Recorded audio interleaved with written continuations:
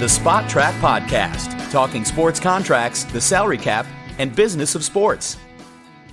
Welcome to the SpotTrack.com podcast. I'm Kevin Sylvester along with Paul Peck. We are from BuffaloSportPage.com along with the founder of SpotTrack.com, Mike Giannetti, and we have a lot of things to get to. And the number one thing on everybody's mind is Le'Veon Bell with the Pittsburgh Steelers, Mike. And long-term deal, no. It depends on what you believe. Right, Paul? He turned down a big deal, right? Michael fill us in, but I'm shocked if that, in fact, is true, Mike, that he turned down a long-term. I'm shocked the Steelers offered it, and I'm shocked that he would turn it, because all we've kind of heard from Le'Veon Bell is complaining / whining about the franchise tag. So why would he turn down a long-term deal? So first, let's go around here. Anybody think this was going to get done? No. Anybody think it should have gotten done? No. Were the Steelers right or wrong here? Absolutely right. Well, they offered him something, so he turned it down. I think the Steelers are wrong in offering it to him. Okay. All right. I think we can agree with that. Or maybe they offered him something they knew he'd turn down in negotiations, just so they could save face and say, well, we did offer him a long-term deal. It's been done before. If it's done every year by teams. Who are we kidding? I'm going to tell you that even if it wasn't done that way, it was done that way, because I think we've talked about it a lot here. The Steelers just don't guarantee money. They don't do it. They don't guarantee base salaries ever. Not even Roethlisberger. Nobody gets guaranteed base salaries. So the only way to get this done with guarantees intact is a gigantic signing bonus and then some roster bonuses down the line, which aren't guaranteed till you get there, right? Those are rolling guarantees, which is what he's trying to avoid. He's rightfully so. He wants guaranteed at signing money because he's one injury away. He's 26, right? If he puts down a 4-year contract, and he has a lot of miles, tons of miles. He's out of the backfield every play. So, rightfully so, he wants probably at least 2 years fully guaranteed out of the gate, and they couldn't do it because a signing bonus is now, and and even Antonio Brown, right? He's worth $17 million a year when you look on paper, but he only made $19 million guaranteed, all in the form of a signing bonus. So that's the dilemma. This is just the wrong team to be doing business with if you're Le'Veon Bell. And the wrong position, I think, as we've talked in the past before. So let's talk about that, because that's the next conversation here. Because now you say, okay, he's going to get paid. Look, let's start with that. He's going to get paid. He's getting what's he getting on the franchise? 14.5. Okay.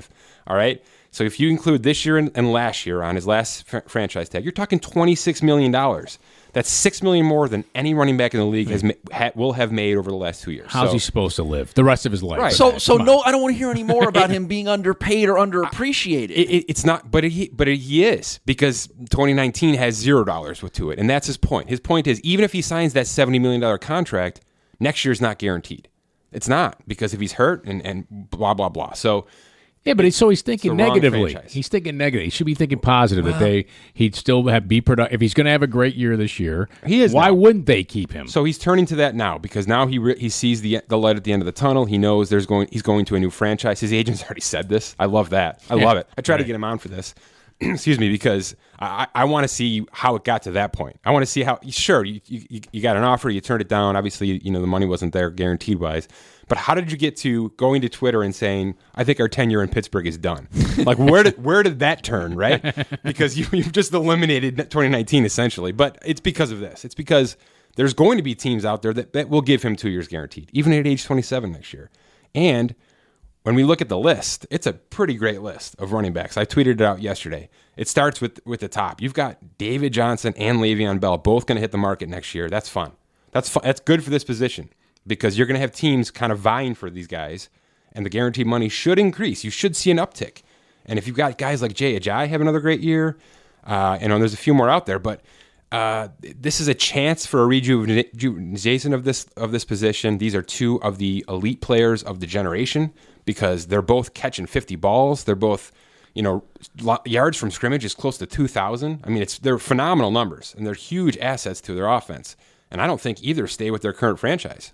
Yeah, but right? I agree with you. And again, that's all related to what we've talked about over the past is teams have started to recognize the shelf life of the position. Draft them, use them all over the place. Get their 3 or 4 years out of the running back, and by then they've started to head over the top of the hill and on the downside. get them out, get another one in, use them, and cycle it through that way. And I don't know whether guys like Le'Veon Bell and David Johnson are going to have to start wrapping their head around that a little bit, because it's the trend in the league. And frankly, from a very unemotional, unfan attachment level, it makes perfect sense. It makes perfect sense. And it's not just running back, Mike. It's a lot of other positions around the league. Teams have started to realize, get the best 4 years out of the guys that you can get. They're never going to be better in the next 4 that they were in the first 4. Go find another one. Well, and I think a large part of that is the player coming into the NFL is more ready to play than in previous years, and they're better trained. Right? So they're able to come in and perform particularly physically. Running backs, which is Absolutely. always the position that they say is the easiest to transition to immediately. I have to agree with you that the running back is sort of an outlier with that, but we talked about the wide receiver position too with this. I mean, this conversation can be had with Odell Beckham Jr. right now. Right now. I mean, it's the same situation. I'm sure there's been an offer. I'm sure it's been low, right? I'm sure it hasn't been $20 million a year with, the $100 million guaranteed he thinks he deserves. So this is going to become a conversation that happens across the league soon, and it's because of the franchise tag. Let's not beat around the bush here. It's because that teams now have 5-6 years of leverage with these players. I did a piece where I sort of aligned this to the college metric. Going to college is sort of like being in the NFL right now. You've got your 4-year contract, 4 years of undergrad. Some teams think you're worth a 5th year or a 6th year, right, with grad school. And then you're gone. Go find a job somewhere else. That's what this is happening. You're seeing 4 years and out the door for a lot of players. And the franchise tag has become sort of like a bridge, an expensive bridge, but a bridge. And you can afford it because the cap's going up $10 million every year. So until that stops happening, the franchise tag is great because it pays guys a lot of money right away. And it's great because the teams don't have to think about it, right? They don't have to think about all this mess. Once July 17th hits and the deadline is passed, these guys are locked in. Yep. Maybe they hold out, but most won't. Le'Veon Bell's not going to hold out because he's 26. He wants to get paid next year. He's not going to hold out. I mean, I've heard he's going to hold out for half a year. We'll be talking about that if it happens. I don't want to drift this off into global conversations here, but what you're saying to me has me thinking that, are we moving to the level of the NFL where there won't be second contracts? Yes. That guys won't get, and remember, keep in mind, every player plays for the second contract because your rookie scale and again, if you're an underdraft, you're a drafted middle round guy, and you emerge as a Pro Bowl level player, you didn't get paid to begin with. You only get paid in the second contract. So it's all about the second contract. Are teams starting to grasp the concept that, you know what, we're only going to give a few franchise tags and a few second contracts out to positions with longevity. But other than that, if I need another wide receiver, D-end, linebacker, corner, I'll just go have enough confidence in my scouting staff to go get me another one. The Patriots have been doing this for years. Yes. Right? Yeah, you're right, So, Kevin. You're right. Let me take it one step further because I'll give you an angle that this may be going even deeper. This may be affecting the college game very soon because what's going to happen is basically what you're saying is get to the NFL as soon as possible, get paid because you're going to be out the door sooner than later. Well, one of the ways to do that is to circumvent college now. And there's ways to do it. You can go to this new American Football League. You can go to the XFL. You can make $50,000 a year, $80,000 a year, which is way more than you're going to make in college. Let's be fair there. And you can have 1-2 good years there, be scouted by those same NFL scouts, and be in the NFL when you're 20 years old. So that is going to be something that interesting. Hadn't thought about those new leagues as a way for. I mean, the other thing would be, if you're a legit player, you go put your 3 years of college in and get out. That's fine, but you're 21, right? I think Mike's got a point. There's going to be plenty of players who, come on, let's not kid ourselves. College is a holding pattern for them, right? I mean, there's a circle in the airport that's landed in the NFL. They'll go play for $50,000, which is a lot of money for so XFL is paying 50 to 80. Are those leagues going to be hesitant to sign those guys, or is there going to be a hint, nudge from the NFL or whatever? Like, don't sign guys that haven't been to college. They're competing with the NFL. Yeah. Let's not kid ourselves. They're competing with the NFL. Not really, though, Kevin. I don't think so. Oh, they're playing in the off. They're playing in an odd season. They're never going to have the talent level of the NFL. They're trying to fill a 12-month a year desire for the NFL. And again, here's another. I don't want to drift off on who's other. desiring to watch football year round? I'm not. Well, a lot of people are though, Kevin. And here's the problem. I'm watching NBA Summer League right now. I'm like, why am I watching Here's this? the but that's problem. on you. Yeah, I know. Here's the problem those two leagues are going to face. And even though the Alliance League is going to start in January and they claim they're going to pull the guys that got cut off the bottom of the roster, who wants to watch that? Do people really want to watch that? There already aren't 32 good NFL quarterbacks. There certainly aren't 32 good left tackles. So do I really want to watch left tackle number 57 try to protect quarterback number 72? Thank you for supporting my point of who wants football. Yeah, but that's what I'm year-round. saying. That's why I don't think they're. Yeah, well, I don't disagree with you there. That's why I also don't think they're competition to the NFL. I just think they're filling in as long as the TV networks are need football like they need their fix. They'll put it on. I'm watching flag football the other day because there was nothing else on. Well, because it's football. All right, let's talk about the numbers here real quick. And Mike, I'm interested in your opinion, frankly, because Paul needs to rest here for a second. But so the players, the practice squad guys. Yeah. Let's talk about those players, right? That's Alliance Football League guys. Yes, that's exactly. So here's where they're competing with the NFL because those practice squad players, off-season workouts, mini camps, all these things that they would not be doing to make it to the NFL. This is where the competition comes in because the allure of the Alliance Football League and XFL is going to be come start here where you can get better by playing and showing things off and be the best player here as opposed to doing the process in the NFL practice squad and working your way up on the 53-man, knock some guy out in training camp. To me, that's where the competition It's only is. going to have to happen once, right? I mean, you're only going to need one good story of a player going that route, going through that league for whether it's half a year or a full year. You need a Kurt Warner story. Platforming to the NFL. Yeah. And same thing with a potential college kid who skips college, goes to one of these leagues, and then platforms right to the NFL. You only need one story.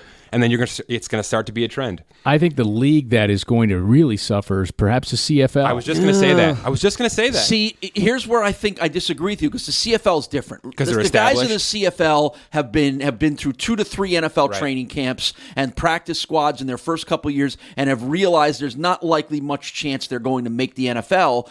But they're good enough players to go to the CFL and play for 5 years. And that's where I think you're talking about the difference is, Kevin, a rookie who gets cut in training camp, who an NFL team wants on the practice squad, is going to stay in the NFL. It's the third-year guy who's already 3 or 4 years out of college that gets cut in the NFL training camp who's going to say, I'm never going to make the NFL now, but I can go play in this league and get paid, maybe become a star. That's what the CFL is right now. The CFL is established. They have TV contracts. They have big stadiums.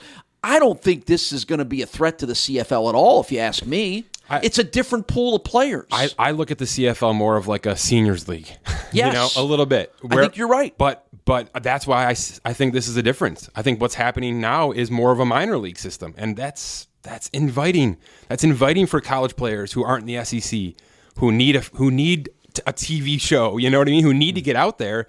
And this is going to happen. Pay me $75,000 a year. Right. I'll go out and play on TV for a couple of weeks, and maybe I'll make a team. The NFL needs to. There needs to be a couple guys that sign in the NFL, and then that will establish it as a minor league. But again, we've seen other minor leagues. Here the problem is the NFL teams don't want to let potentially good players go to play in this league. Right. If you have your fourth quarterback from training camp that you can't keep on your roster, but you see potential in him, you don't want him to go play there. You want to keep him in your system, in your building. That was what killed the NFL Europe, was that NFL teams would prefer to have prospects spend the whole summer at OTAs than they would have them go play in Barcelona. All right, I'll give you a reason why you may be right, and it's really just based on status. The practice squad player in the NFL this year is going to have a chance to make $129,000 a year if they're there every week at $7,600 a week, like it's slotted in the CBA. So you're talking $83,000 $50,000 a year in the Alliance of American Football. That's the average. That's the maximum salary, versus $129 to be a practice squad player. So it will pay more to stay in the NFL. And a perception that you weren't good enough to play in the NFL, and now you're off the radar. I think that exists right now.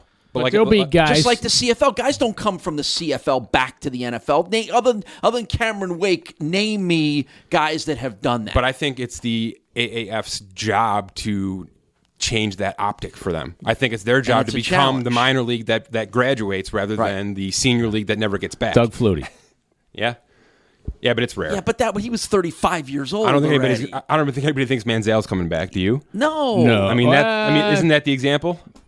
And again, I have. Listen, what the game? I'm not saying if you're just looking at dollars and cents. Yeah, the practice squad player stays in the NFL for sure, 40,000 more. But when you look at the carrot of the chance to get promoted. Yeah, but the guy who says, you know what, I'm going to go instead of sitting here and getting the crap beat out of me. Well, they don't do that much anymore. But instead of running scout team stuff, I'm going to go and be a star and show that I can perform and put up huge numbers in that league where another team's like, you know what, we're going to bring you to camp and you got a chance to do it. Well, make the team. And I don't disagree. You're right, Kevin, but I actually know some guys who play in the CFL, and I've talked to them about this. Now, remember, guys that are in the CFL have probably been through one or two NFL training camps and didn't make it.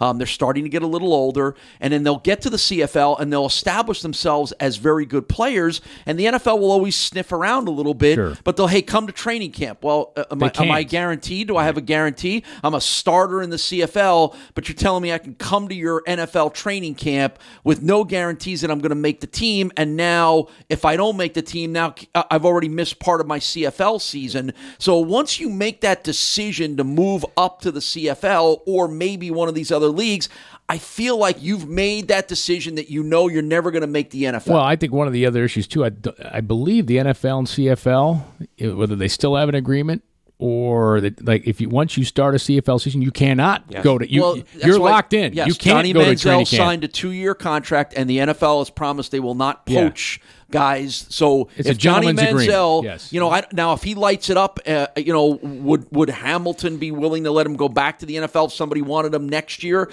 But contractually, he's there for 2 years. Well, and here's the other issue I see with this Alliance Football League. So it's played in the spring. So let's say you have a star out of there, but he's just played a full season. Yeah.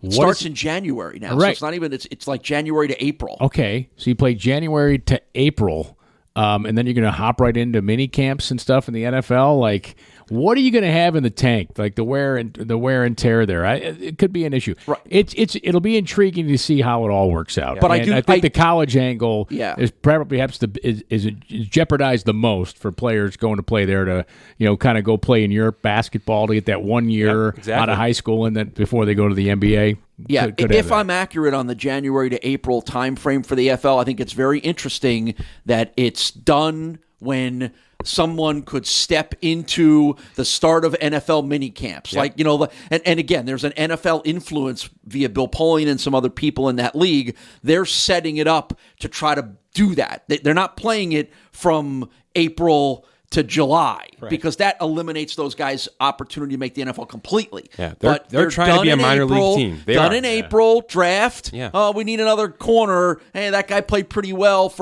in the AFL. Let's bring him in, and we get 2 months out of him before training camp. This is actually a Silicon Valley type move.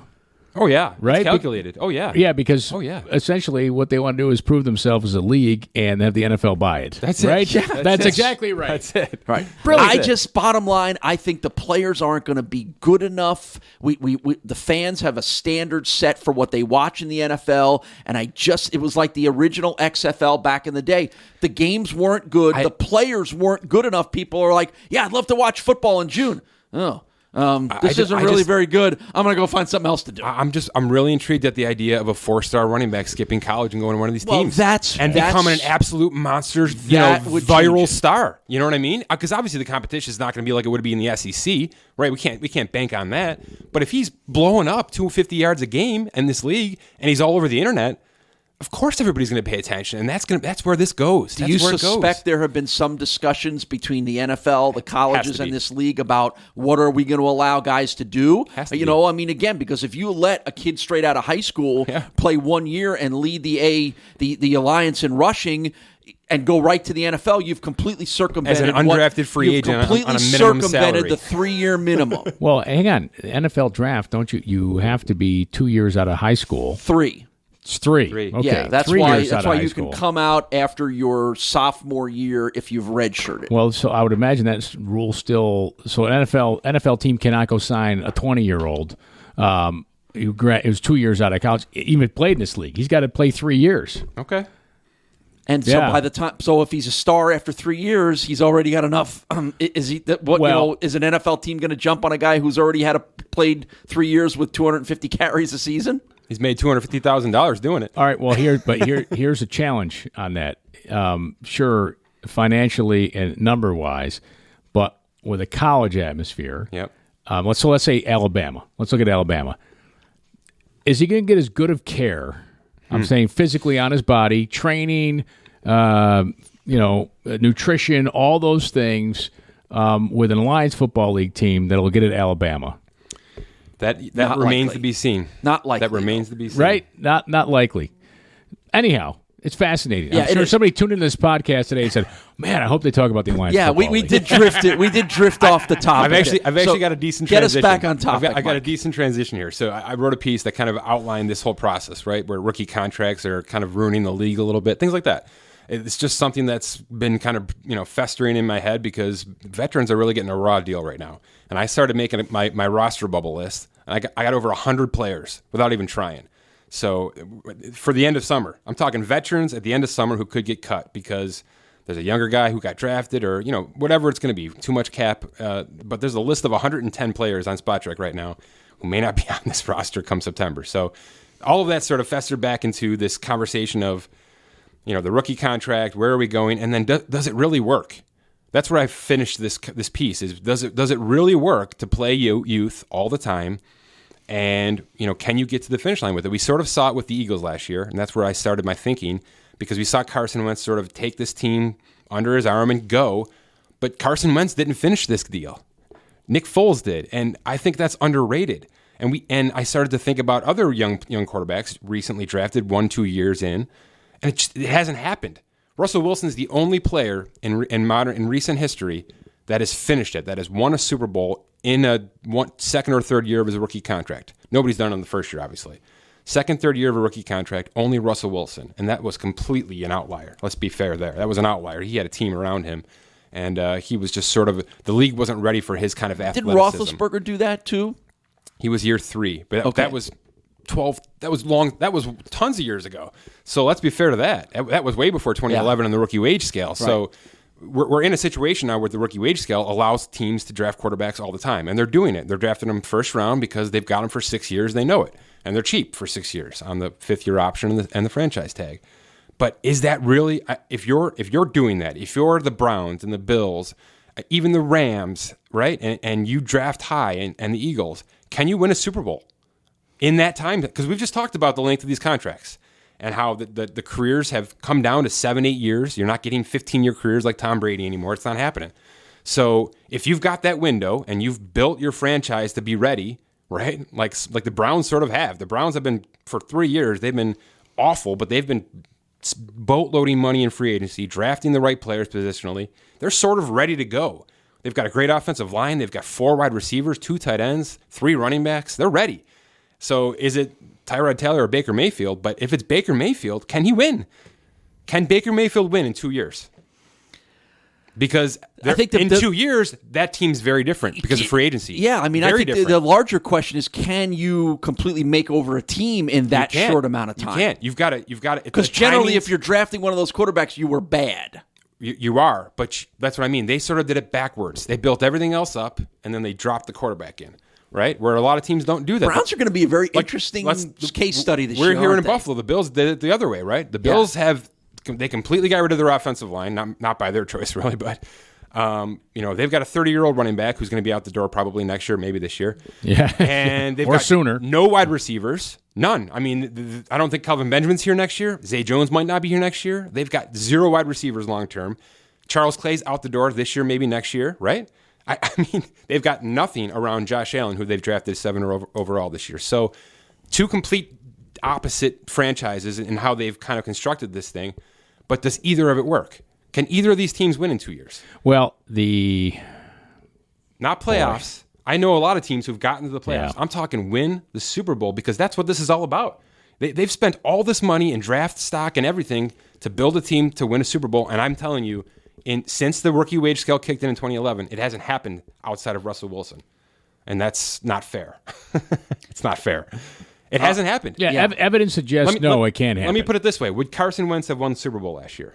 Yeah, I think so. You think he would have? Yeah, I think he would have, yes. So you think it's possible in year 2? Yeah, I do. If the right team is there. Yes.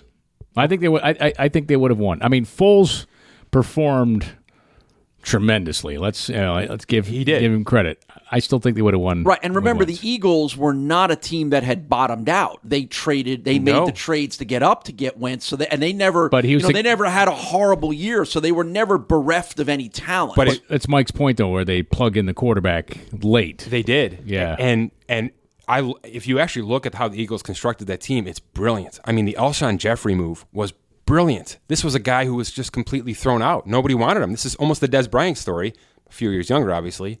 And they just said, yeah, we'll take a flyer on you. They ended up extending him in the middle of the year because that worked out so well. So they just took threw a couple of darts at the board a little bit, brought it in, it worked, and they went hard at it. They went hard after it. And I don't think it was a coincidence that Nick Foles won that Super Bowl. I don't. Look at the Case Keenums and the Nick Foles, these guys who have 6 years under their belt, who maybe have been around a little bit, who have seen this league sort of evolve because they've been here before this process sort of started, the spread offense. They get it. And there's something to be said about that. There's something to be said about a non-highly paid player, veteran, who has sort of seen something. I love the Aaron Rodgers story because it's Aaron Rodgers, because he's the kind of guy you root for. But isn't that still something we should be rooting for?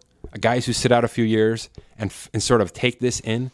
It completely goes against everything we've talked about this entire episode. Yeah, I don't think because it's of going to the happen. shortening of careers. Yeah. But there has to be something to that. And until we see Jared Goff win a Super Bowl or Carson Wentz win a Super Bowl or Marcus Mariota win a Super Bowl, you've got to start to doubt this process. Yeah, but you've got to start to doubt it. The Aaron Rodgers situation was perfect. I know. Yeah, completely perfect. Completely unique. Actually, no, it was pure brilliance by Green Bay to say, you know what? Yeah. We're not going to have Favre forever. No. This guy's an amazing talent. Let's get him now. He's going to sit. He's going to sit behind this guy, this Hall of Famer that we have. Yeah. Teams don't have the patience to do that, or the guts anymore. to draft a player who's basically a red shirt.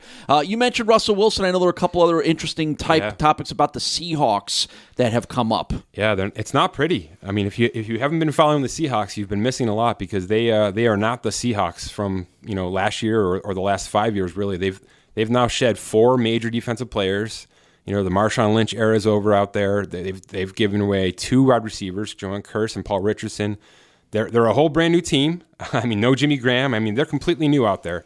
And it sounds like Earl Thomas is on his way out the door as well. Yeah, so Sherman's gone, Chancellor's gone, he's Avrill's retired. Gone. Bennett's gone. Right, Bennett's gone. I mean, everybody's gone. Every veteran is out right now. Yeah, welcome to the NFL. They hung on to that core longer than a lot of teams have. But man, it got toxic. It sounds like if you haven't read yet, read a little bit about these Seahawks who have left and what they're saying about the situation and things like that out there, because it seems like it wasn't a pretty situation. But that's what made them great with Pete Carroll, and then what ruined them. Because Pete Carroll let them run the show, and they did to this incredible intensity level until things didn't go well, and then that became a problem, and Pete's not the guy to necessarily stomp that down. You know what the problem was? The players kept telling him, should have ran the damn ball. Yeah, well, that was a bad moment. That was maybe a defining moment of that. But even beyond that, their belligerence or I'm thinking of the word, but their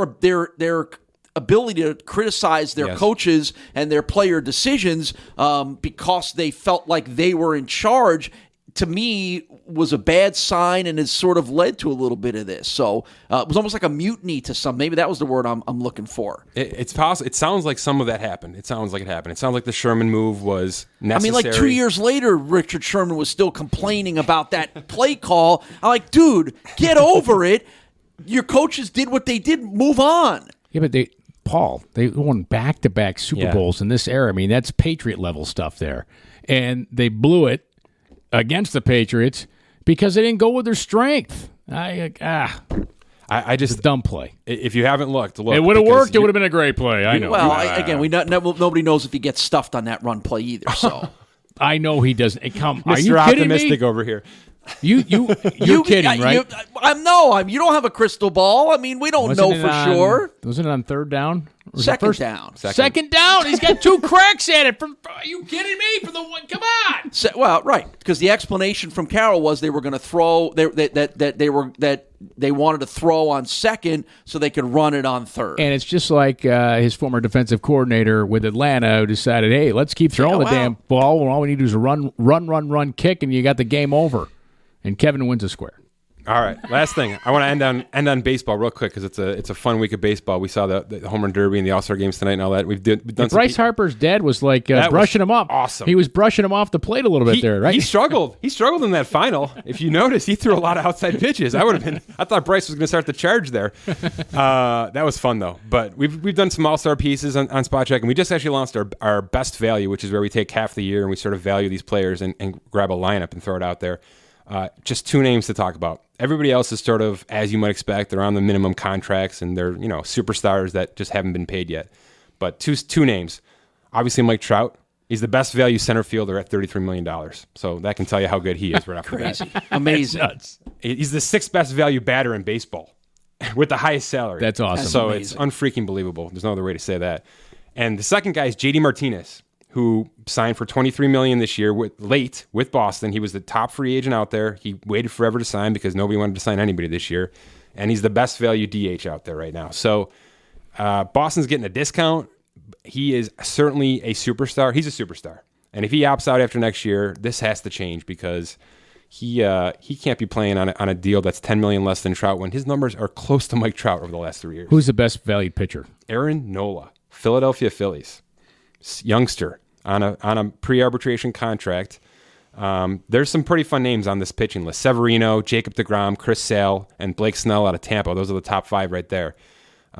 Super fun guys to watch. And we're going to talk about Jacob deGrom a little later on Spot Track because he's having his Earl Thomas moment himself here. His agent has come out and basically said, trade me or sign me because I'm not playing for $8 million anymore on a team that's going nowhere. Yeah, and as a Mets fan, keep them. Okay, that's going to do it for today's podcast. Couple of things, though, real quick. Make sure you become a premium member of SpotTrack.com. You get the premium podcast from Mike where he breaks down a player each week on that in depth, and, of course, access to a lot of things, including the app. Make sure you download the app in the iTunes store. And if you listen to us on iTunes, be sure to rate us. Make it good. No, be sure to rate us. Not individually. It's a group rating. Yeah, we love feedback. Mike loves feedback. Mike's too, to get 5 Twitter. stars. You and I'm not always so sure. Yeah, that's fair. I think that is definitely fair. And check out BuffaloSportsPage.com if you're one of those 716ers out there. All right, for Mike Giannetti and Paul Peck, I'm Kevin Sylvester. Thanks for listening to the SpotTrack.com podcast.